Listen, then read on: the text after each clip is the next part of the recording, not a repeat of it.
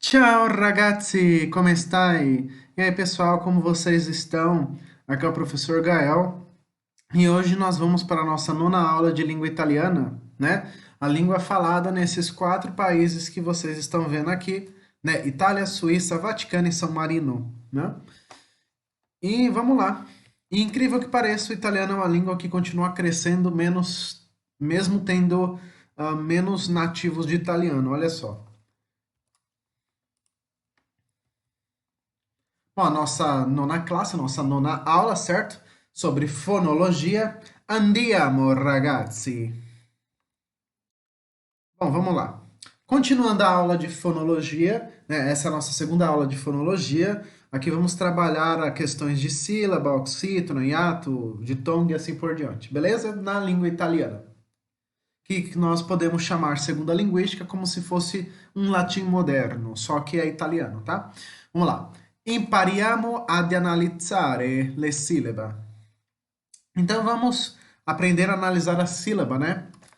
Em italiano, eles chamam, como é padronizado pela Europa, né? É um idioma europeu e na Europa o ensino da gramática, em alguns pontos, pequenos detalhes, alguns nomes mudam um pouco. Lá eles chamam de parola tronche, ou seja, palavras agudas, né? Nós aqui chamamos de oxítona. Tem a tradução para oxítona também, como está aqui, mas é chamado de tronche, tá? Que o CH tem som de que, tronche, tá? Que são as oxítonas, ou seja, são as palavras que possuem a última sílaba tônica, como acontece em português. Com a palavra pé, por exemplo, lá, dó, certo? Bom, vamos começar então com o italiano. Bom, uma regra bem comum no italiano de acentuação é que as palavras que são oxítonas, né, elas têm acento, né, geralmente. Então veja, todas essas aqui são oxítonas, certo? São palavras agudas, certo? Pode ver que todas elas têm um acento, tá? Então vamos lá. Città, virtù, gioventù, lunedì, università, certo? Sempre a última sílaba mais forte. Vai ter esse acento aqui. Em italiano não existe aquele acento agudo como existe no português, na palavra pé, por exemplo. Em italiano existe o acento grave, como temos na crase da língua portuguesa, né? Que é ao contrário, né? Certo? Sempre para a esquerda. Então, oxítona, né? Attenzione, ragazzi. Oxítona, o acento tônico está na última sílaba que é marcado graficamente. Exemplo, cidade, virtude, juventude, segunda-feira, universidade, que são essas palavras aqui, certo? Cidade, cidade, virtude, virtude, juventude, juventude, lunedì, segunda-feira, università, universidade. Legal? Fácil. Em italiano, temos também as palavras paroxítonas, que são chamadas de palavras graves. Em italiano é chamado de piane. Piane significa fraco, ou seja, átona é mais grave, né? Ou paroxítona simplesmente, tá? Lembrando que aqui estou adaptando para vocês que falam português do Brasil, porque em Portugal eles vão usar termos como esdrúxulas, palavras agudas, né? No Brasil a gente usa oxítona, paroxítona, então eu estou adaptando aqui. Então, sim, piane de fraco, átono, tá bom? Ou paroxítona simplesmente. Bom, pessoal, as paroxítonas, ou palavras graves, né, átonas, são aquelas palavras que possuem a penúltima sílaba tônica, né? O acento tônico está na última sílaba. Em italiano, dificilmente vai ter acento a essas palavras, tá? Só a sílaba que é mais forte. Vai ter exceções? Claro, todos os idiomas têm exceção. Em qualquer palavra, grupo de palavras, sempre vai ter uma exceção, né? Sempre, tá? Mas em geral não tem acento, tá bom? O italiano, nesse ponto, ele é mais simples que o português. Até porque ele é mais antigo que o português, né? Tem menos recursos. Enfim, então vamos lá. Todas essas palavras são palavras. Se meu funciona aqui. Enfim, casa, libro, parola, inizio, giornale, né? Que são essas palavras que estão aqui embaixo. Casa, casa, libro, livro, parola, palavra, inizio, início e giornale, jornal, certo? Por enquanto, bem fácil. Vocês vão ver que o italiano é muito mais fácil que o português nesse sentido aqui, muito mais. E, continuando, temos as palavras proparoxítonas, que é a classe de palavras que possuem a antepenúltima sílaba tônica, né? Então, em português todas elas são acentuadas, em italiano não são acentuadas, ok? É um caso ou outro, legal? É também chamado de esdruziole, tá? Esdruziole, ok? Ou proparoxítona, simplesmente, né? No Brasil nós chamamos de proparoxítona, em Portugal é chamado de esdrúxula, como eu falei para vocês. Porque lá a metodologia de ensino, a didática é diferente, né? Então eles vão usar de maneiras diferentes, claro. Bom, em italiano, temos essas palavras como proparoxítonas, tá? São as palavras esdrúxulas, né? Albero. Mais forte é a primeira sílaba aqui, ó. Albero. Piacevole. Cômodo. Sucero. Certo? Sucero, tá? Mais forte é o su. Sucero, tá? Ah, o acento tônico está na terceira sílaba, né? A antepenúltima. Aqui não temos, né? Albero, árvore, piacevole, agradável, cômodo, cômodo, sucero é açúcar, ok? Para essa aula não ficar tão chata, nem tão pesada, eu trouxe para vocês também um pouquinho de música, tá? Então a gente vai mexer com música. Para dar uma descontraída, né? Eu vou trazer um clássico aí da Itália, né? E vocês que estão acompanhando o homeschooling comigo, pai, mãe, enfim, aluno, criança, né? Eu recomendo vocês verem mais as pedagogias dos países europeus, tá? Porque, como vocês sabem, a pedagogia brasileira é horrível em todos os sentidos, né? Então, assim, e ela é meio robotizada, né? Do Brasil. A pedagogia do Brasil faz a gente ficar mais burro. Então, assim, vamos ver as pedagogias de países desenvolvidos, né? Como Japão, né? Estados Unidos, Portugal, por exemplo, né? Países assim, né? Não esses países de quinta categoria como Cuba, que é horrível, né? Venezuela, que é horrorosa, e assim por diante. Vamos lá. Em italiano existem ainda mais dois tipos, tá, pessoas? Existe a bisdruziole, sim, que não existe em português, basicamente, que é sobre esdrúxula, né? Em português, até existe um caso ou outro, mas são nome tipo de remédio, nome de doença, coisa muito específica assim. Bom, então vamos lá. Em italiano, essas palavras, dependendo do caso, vão ter acento ou não. Mas vai ser quando tiver pronome, por exemplo, né? Um pronome oblíquo, algo assim do tipo, tá na sua gramática. Então veja, é mais com relação a verbos, né? Então veja, lasciatemelli, lasciatemelli, né? Parlamene, abitano. É até ruim de falar as palavras, né? Para você acertar a sílaba tônica. Parlamene, abitano, latiam né?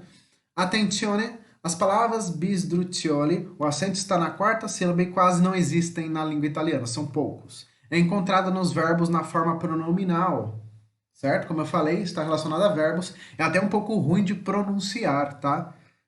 Por ser muito no começo a sílaba tônica, as palavras ficam até meio ruim de pronunciar. Existe um outro tipo, né? Com poucas exceções que eu vou mostrar logo adiante, tá? Mas por enquanto vamos continuar aqui. Antes de eu mostrar aqueles casos mais específicos, mais complicados, vamos ver o hiato e o ditongo, né? Ou como está em italiano, diftongo, né? É meio feio sim a escrita, mas é isso aqui mesmo. Vamos lá. Ditongo são duas vogais unidas na mesma sílaba, que nós aprendemos em português. Hiato, a diferença é que são duas vogais unidas em sílabas diferentes. É só isso.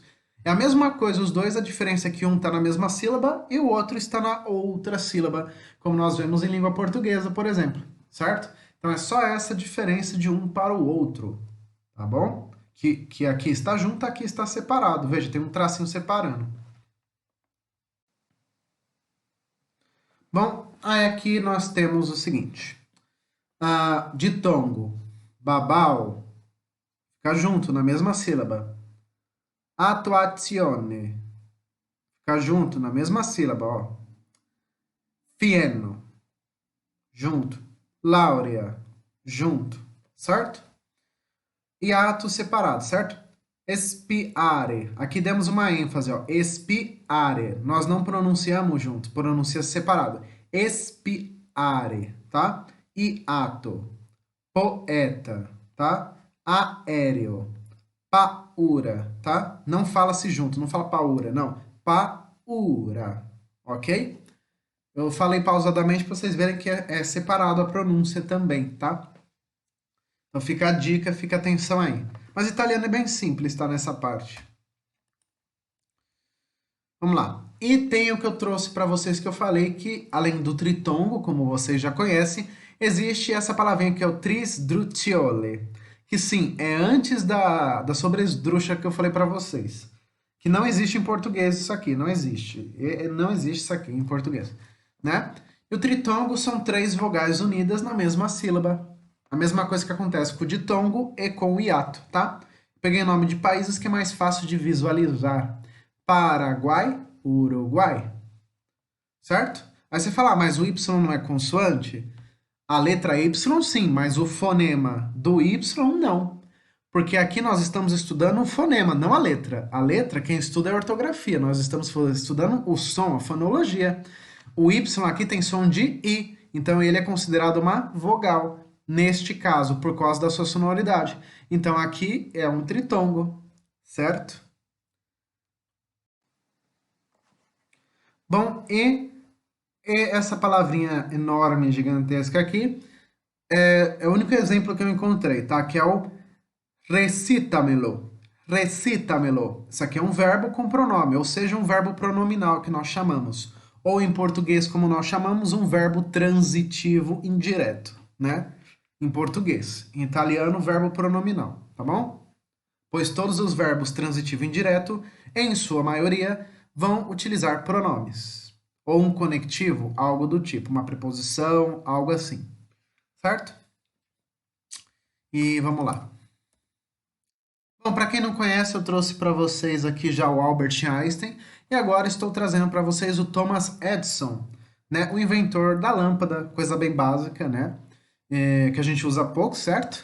E também inventor de muitas outras coisas. Ele contribuiu, né, com essa maquininha que eu não sei o nome, com a parte de filmagem, assim por diante, tá? Ele é um dos praticantes de homeschooling e a história desse cara é o seguinte, ele é tão inteligente que os professores ficavam incomodados com ele e expulsaram ele da escola basicamente, e a mãe dele teve que dar homeschooling para ele, por o cara ser inteligente demais. Basicamente é isso, porque ele estava acima dos professores e os professores ficavam incomodados, né?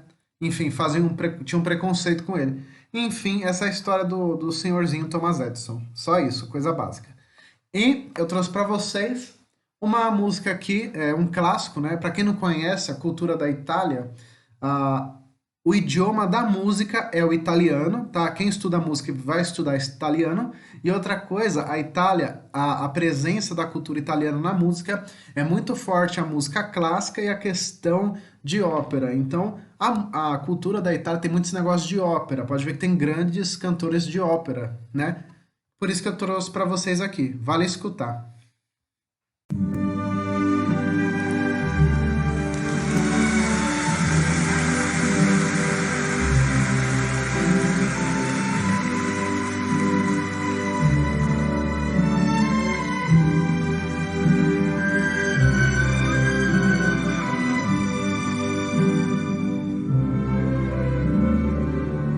Quando solo sogno l'orizzonte e mancano parole,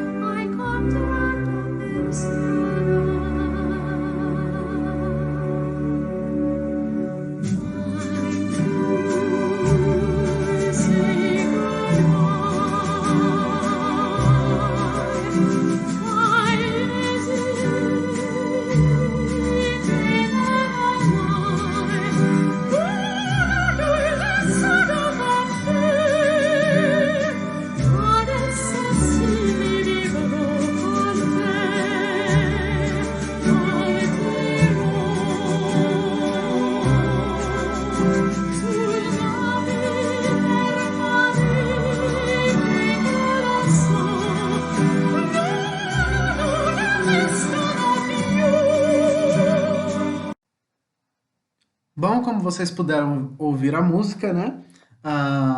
É o Conte Partirò, né? Ou Time to Say Goodbye, né? Do André Bocelli e da Sarah Birmingham.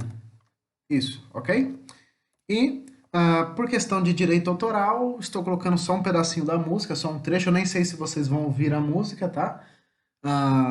Por questões de direito autorais, certo? Então vale a pena vocês ouvirem a música e eu vou dar a tarefinha para vocês. Vocês vão pegar esse texto, vão analisar esse texto, vão tentar traduzir, interpretar e ver as palavras que conhece, desconhece e assim por diante, tá bom? Nosso momento de descontração, certo? Vamos lá. Continuando. Classificazione della sillabe, ou seja, a classificação da sílaba, né? Em italiano funciona igual ao português, nós temos as monossílabas, dissílabas, trissílabos e polissílabos, né? A monossílabo é a palavra que tem uma sílaba só, como più, dio, io, non, sei, com, tu. Dissílabo são as palavras que têm duas sílabas, temos um hífen separando, veja, luna, sole, casa, uomo, donna, vino. Trissílabo é a classe de palavras que possuem três sílabas, como ragazzi, parola, martedì, giovedì. Em italiano, a separação de sílaba é igual ao português. Quando tem consoantes iguais, se separa. Por exemplo, quando tivermos uma palavra com dois S's, um S fica numa sílaba, o S fica em outra. Em italiano, a mesma coisa. O Z, como são duas vezes, um Z fica aqui, outro Z fica lá. Igual ao português. E polissílabo temos fidanzato, arrivederci. Olha o exemplo dos dois R's aqui. Igual ao português, que nem carro. Um R fica de um lado, o outro R fica do outro. Certo? Arrivederci. Bom, para encerrarmos nossa aula de hoje, né? Talvez tenha uma terceira parte de fonologia, talvez. Enfim, vou pensar se vou fazer uma terceira parte. Ah, temos aqui a curiosità, na curiosidade, né? Que é solo existe sílaba com vocale. Sim, só existe sílaba com vogal. Isso é regra para todos os idiomas, tá? Por mais estranho, bizarro que sejam os idiomas, alguns, só existe sílaba com vogal. Questa é regola, ou seja, isso é regra, isso aqui é uma regra, tá? Por exemplo, a palavra caça, consoante vogal, consoante vogal. O núcleo da sílaba é a vogal. E a parte mais forte da palavra, né, a parte tônica, né, que nós chamamos de sílaba tônica, é a parte mais forte, mais aguda, né? E o núcleo da palavra é o radical, que é assunto de outra aula, certo? Bom, e assim podemos terminar italiano. Viu como é mais fácil? O italiano é uma língua até fácil se comparado ao português. Eu espero que vocês tenham gostado. Arrivederci, ragazzi. Espero que vocês fiquem bem. E ficamos aí para nossa próxima aula, que acredito que vai ser só lá para semana que vem e por aí vai. Tá bom? E é isso. Como eu falei, esse homeschooling aqui é para o pessoal que é conservador, mas tem conteúdo progressista também. Por mais que eu discorde dos progressistas, eu acho que o progressismo não é ruim, mas tem conteúdo para os dois. Então, quem é conservador, está aqui o conteúdo mais conservador, e quem é progressista terá o conteúdo ali separado ali também. Tá bom? Tomem cuidado com alguns grupos e organizações, né? Tenho Todos pela Educação, que é um grupo meio falso ali, né? E tem os outros grupos como a NEC, que é um grupo falso também. Cuidado, tá? Espero que vocês tenham gostado. É isso aí. Valeu, falou!